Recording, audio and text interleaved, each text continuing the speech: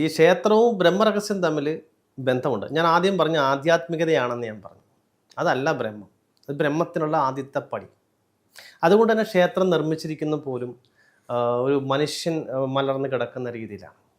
ശിരസിൻ്റെ ഭാഗം പ്രധാനപ്പെട്ട ക്ഷേത്രത്തിൻ്റെ ഒരു ദേവതയും, നെഞ്ച് ഭാഗം ഈ കഴുത്ത് ഭാഗം പടിയും, നെഞ്ച് മണ്ഡപവും, അതുപോലെ തന്നെ നാഭി അവിടുത്തെ പ്രധാനപ്പെട്ടൊരു പിന്നെ ദേവതാ സങ്കല്പവും, അതുപോലെ തന്നെ മുട്ട് കൊടിമരം തൊട്ട് താഴെ സ്വാധിഷ്ഠാന ഭാഗം മൂലാധാര ഭാഗമായിട്ട് കൊടിമരവും, അതുപോലെ തന്നെ കാൽപാദം ഗേറ്റും അതിൻ്റെ മതിലിൻ്റെ എൻഡും ഒക്കെ പറയുന്നുണ്ട്.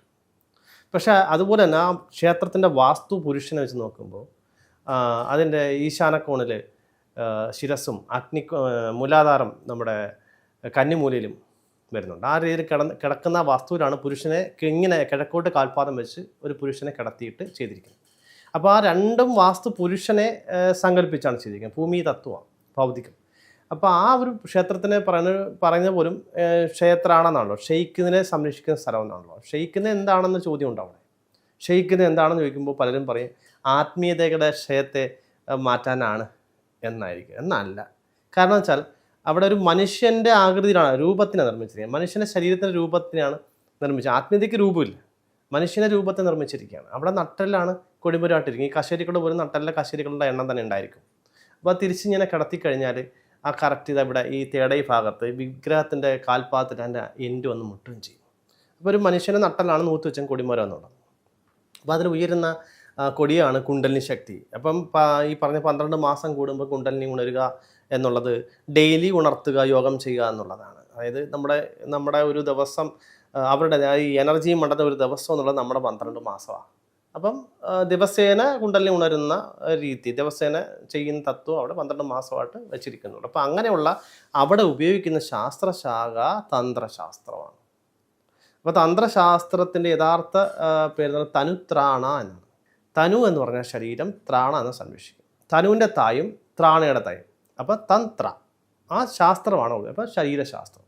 അപ്പം ആത്മീയ ശാസ്ത്രമല്ല, ശരീരശാസ്ത്രത്തിൽ ഭൗതിക ആഗ്രഹങ്ങൾ നേടുക എന്നുള്ളതാണ് ആവശ്യങ്ങൾ. നമ്മുടെ സനാതന ധർമ്മത്തിൽ ആധ്യാത്മികതയിൽ നിന്നുകൊണ്ട് ആഗ്രഹ പൂർത്തീകരിക്കുക എന്നുള്ള ക്ഷേത്രത്തിൻ്റെ ലക്ഷ്യം. അത് ശ്വാസത്തിലാണ്, പ്രാണനിലാണ്.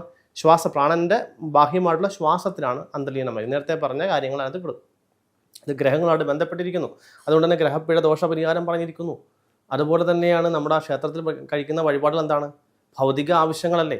ആ കൊടുത്തിയ രൂപത്തിലെന്ന വിശേഷ ഗ്രാഹിയേ വിഗ്രഹം എന്നല്ലേ, വിഗ്രഹത്തെ ഗ്രഹിക്കാനല്ലേ പറയുന്നത്. അവിടെ കണ്ണുകൊണ്ട് ഇന്ദ്രിയങ്ങൾ കൊണ്ട് ഗ്രഹിക്കാനാണ് പറഞ്ഞിരിക്കുന്നത്. അതെന്താ? നിൻ്റെ ആഗ്രഹത്തെ ഗ്രഹിക്കാനാണ് പറഞ്ഞിരിക്കുന്നത്. അതിനെ സൂക്ഷ്മതയോടെ ഇരുന്നു കൊണ്ട് നീ പ്രാണായാമം അവിടെ ചെറുതായിട്ട് അപ്ലൈ ചെയ്യാൻ പറയുന്നുണ്ട്. അവിടെ നിൻ്റെ ആഗ്രഹം അവിടെ മാനിഫെസ്റ്റ് ആവും എന്നാണ്. അപ്പോൾ ശരീരശാസ്ത്രം, ശരീരത്തിന് വേണ്ടുന്ന കാര്യങ്ങൾ, ശരീരതത്വത്തിന് വേണ്ടുന്ന കാര്യങ്ങൾ, അതാണ് അവിടെ ആവശ്യം. ഇതും ബ്രഹ്മവുമായിട്ട് എന്താണ് കണക്ട് ചെയ്യുന്നത്? ആധ്യാത്മികതയാണെന്ന് ഞാൻ പറഞ്ഞു. അതായത് ഇതിലെ തത്വം പോലും രാവിലെ റെക്കോർഡ് ഇടുന്നത് പോലും അത് രഹസ്യ തത്വങ്ങളുണ്ട്. ആ റെക്കോർഡ് വേണ്ട എന്ന് പറയുന്നത് റെക്കോർഡ് ഇടുന്ന പോലും തത്വമാണ്. ഇപ്പോൾ ഉദാഹരണം, ഇപ്പം നിങ്ങളൊരു സ്ഥലത്ത് പോയെന്ന് കരുതിക്കോ, ഒരു വീട്ടിൽ താമസിക്കുകയാണ്. ഇപ്പം നിങ്ങൾ രാവിലെ എഴുന്നേറ്റപ്പോൾ ഒരു റെക്കോർഡ് കേട്ട്, ഒരു സുപ്രഭാതം കേട്ടു. അപ്പം നിങ്ങൾ ചിന്തിക്കും ഇത് എവിടെ നിന്നാണ്? അപ്പം നിങ്ങൾ കേട്ടത് നിങ്ങളുടെ സ്വന്തം വീട്ടിൽ നിന്നല്ല, നിങ്ങൾ മറ്റൊരു സ്ഥലത്ത് പോയപ്പോഴാണ് ആദ്യമായിട്ട് അത് കേട്ടത്. അതുകൊണ്ട് തന്നെ ഇത് കേൾക്കുന്ന എവിടെ നിന്നാണ് നിങ്ങൾക്കറിയില്ല, നിങ്ങൾക്ക് പരിചയമുള്ള സ്ഥലമാണ്. അപ്പോൾ ഈ കേൾക്കുന്നിടത്തേക്ക് നിങ്ങൾക്കൊന്ന് പോകണമെന്ന് തോന്നിയാലോ? നിങ്ങൾ എന്തിനെ ലക്ഷ്യം വെച്ചിട്ടായിരിക്കും പോവുക? ആദ്യമായി കേട്ട, ഇതിനു മുമ്പ് പോലും നിങ്ങൾ വീട്ടിൻ്റെ പരിസരത്ത് കേൾക്കാത്ത പുതിയൊരു ശബ്ദമാണ് ആ ഒരു സുപ്രഭാതം. അതിനെ കേട്ടുകൊണ്ട് അതിന് ലക്ഷ്യമാക്കി നിങ്ങൾ മുന്നോട്ട് നടക്കുമ്പോൾ നിങ്ങൾ കാണുന്നത് എന്തായിരിക്കും? നിങ്ങൾ ചെന്നെത്തും തോറും അടുക്കും തോറും അതിൻ്റെ ശബ്ദം കൂടിക്കൊണ്ടേയിരിക്കും. അതിൻ്റെ അർത്ഥം നിങ്ങൾ സുപ്രഭാതത്തിനോട് അടുത്തുകൊണ്ടിരിക്കുന്നു എന്നാണ്. കൂടുതൽ അടുത്ത് പോകുമ്പോൾ എന്ത് സംഭവിക്കും? ക്ഷേത്രം കാണാൻ പറ്റും. ക്ഷേത്രത്തിനകത്ത് പ്രവേശിച്ചാലോ പ്രഭ കാണാൻ പറ്റും, ജ്യോതി കാണാൻ പറ്റും. ഈ തത്വമാണ്, ബ്രഹ്മതത്വമാണ് ഇവിടെ ക്ഷേത്രാണയിലും കൊടുത്തിരിക്കുന്നത്. ബ്രഹ്മതത്വത്തിൽ ഇരുന്നു കൊണ്ട് ഭൗതിക ആഗ്രഹങ്ങൾ നേടുന്ന സിസ്റ്റം ഇത് തന്നെയാണ്. ഇതിൽ ഒരുപാട് കാര്യങ്ങൾ പറയാനുണ്ട്, ക്ഷേത്രവും ദേവതയും ഒക്കെ ആയിട്ട് ബന്ധപ്പെട്ട്. അപ്പോൾ ആ ഒരു തത്വം, ഇതേ തത്വം തന്നെയാണ് യോഗവിദ്യയിലെ രഹസ്യവും പരമരഹസ്യവും. ഇത് അവനവൻ തന്നെ ഉള്ളിൽ അറിയുന്ന കാര്യമാണ്. ആ രഹസ്യത്തിലൂടെ പോയി സഞ്ചരിച്ച് അവൻ യഥാർത്ഥ ജ്യോതിയിലേക്ക് പ്രവേശിക്കുകയാണ് ചെയ്യുന്നത്. ജ്യോതിയിൽ ലയിച്ച് അവൻ ബ്രഹ്മമായി മാറുകയാണ്. ഈ തത്വമാണ് ഈ ക്ഷേത്രവും ബ്രഹ്മതത്വവും നമ്മൾ കണക്ട് ചെയ്തിരിക്കുന്നത്.